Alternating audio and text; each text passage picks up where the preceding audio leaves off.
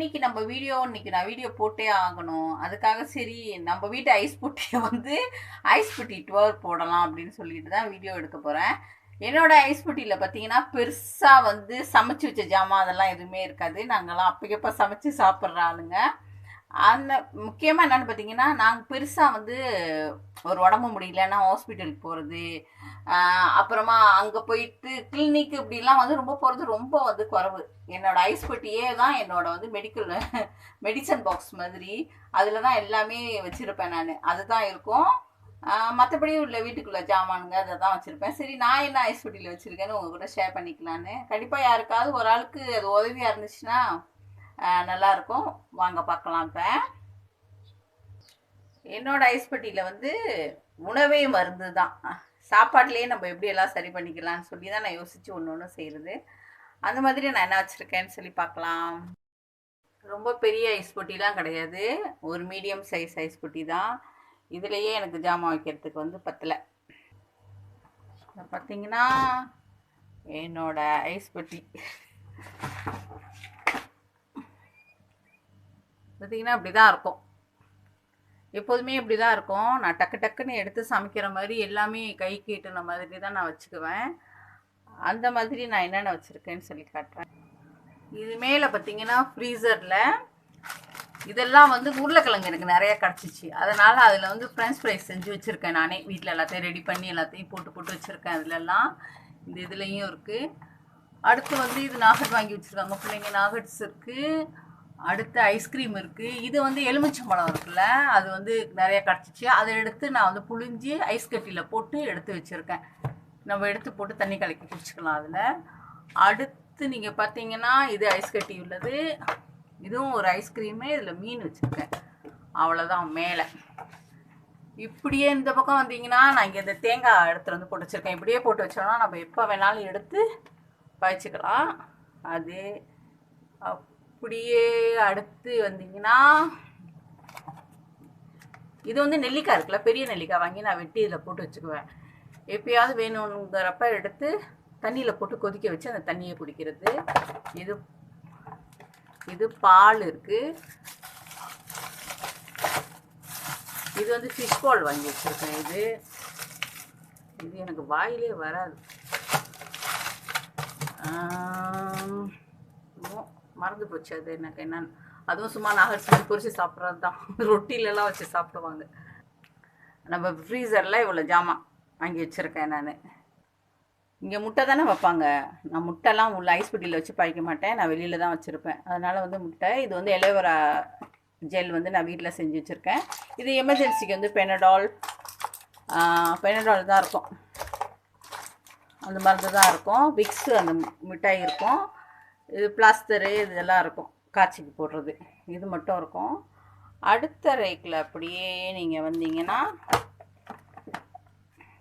இது கட்டி பெருங்காயம் வாங்கினது இங்கே வச்சுருக்கேன்.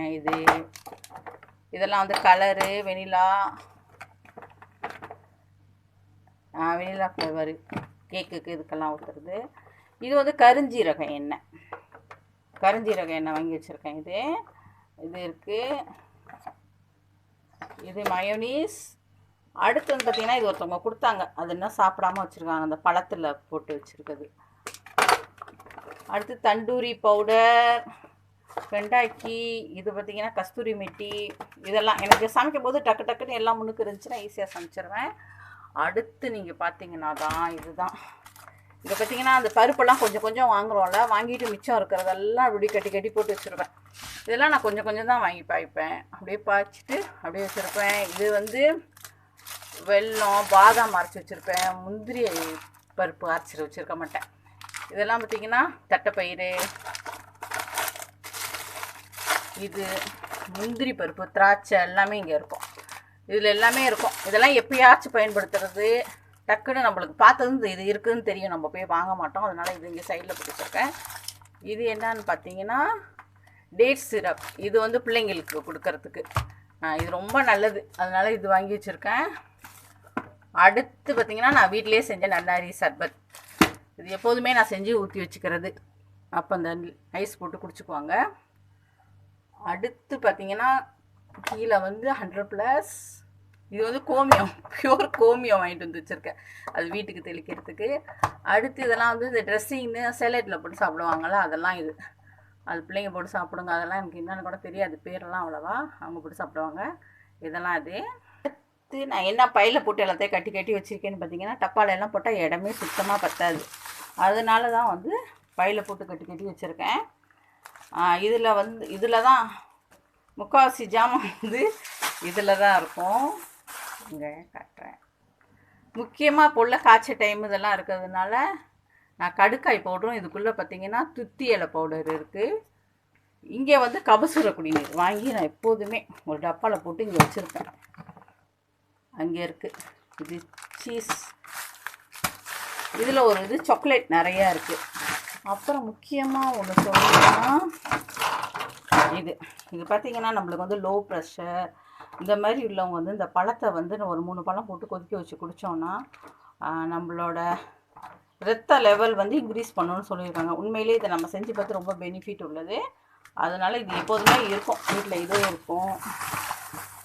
டேட்ஸ், பேரிச்சம்பழம் பெருசாக உள்ளது, பேரிச்சம்பழம். இது எல்லாமே வந்து சாக்லேட். பிள்ளைங்க வந்து அப்படியே கட்டி போட்டு வச்சுருக்காங்க. இது எல்லாமே சாக்லேட். இது இன்னொரு பையில் வந்து எல்லாத்தையும் கட்டி வச்சுருப்பேன். இந்த சீரகம், சோம்பு இதெல்லாம் நான் வாங்கிட்டு வரேன்ல, இதெல்லாம் வந்து கொட்டி கொட்டி இங்கே மேலே வச்சுட்டு அஞ்சரை பொட்டியில் போட்டு வச்சுட்டு மிச்சது இதுவும் கடுக்காய் பவுடர் இதெல்லாம் இருக்கும். முக்கியமாக எங்கிட்ட என்னென்னு பார்த்தீங்கன்னா செசமி சீட் இருக்கும், கருஞ்சீரகம் இருக்கும், எள்ளு இருக்கும். இதெல்லாம் வந்து ஒரு டக்கு ஓமம் இருக்கும். இன்னும் நிறைய ஜாமான் என்கிட்ட எல்லாம் முடிஞ்சிருச்சு. திருப்பி போயிட்டு வாங்கிட்டு வரணும். பனக்கல்கண்டு, இது ஒரிஜினல் பனக்கல்கண்டு நான் ஊர்லேருந்து வாங்கிட்டு வந்தேன். அது இது எல்லாமே வந்து பார்த்திங்கன்னா மருந்து ஜாமான் தான். நெக்ஸ்ட்டு பார்த்திங்கன்னா இதில் வந்து நான் கோலம் போடுறதுக்கு அரிசி மாவு எப்போதுமே கரைச்சி இதில் வச்சுருப்பேன். இதில் வந்து தயிர் போட்டு வச்சுருக்கேன். இதில் இஞ்சி பூண்டு அரைச்சி வச்சுருக்கேன். இதில் வந்து இட்லி தோசை மாவு இருக்குது. இதில் பனியார மாவு இருக்குது. இது ஜூஸ் வந்து ட்ராகன் ஃப்ரூட்டோட ஜூஸ் எடுத்து வச்சுருக்காங்க.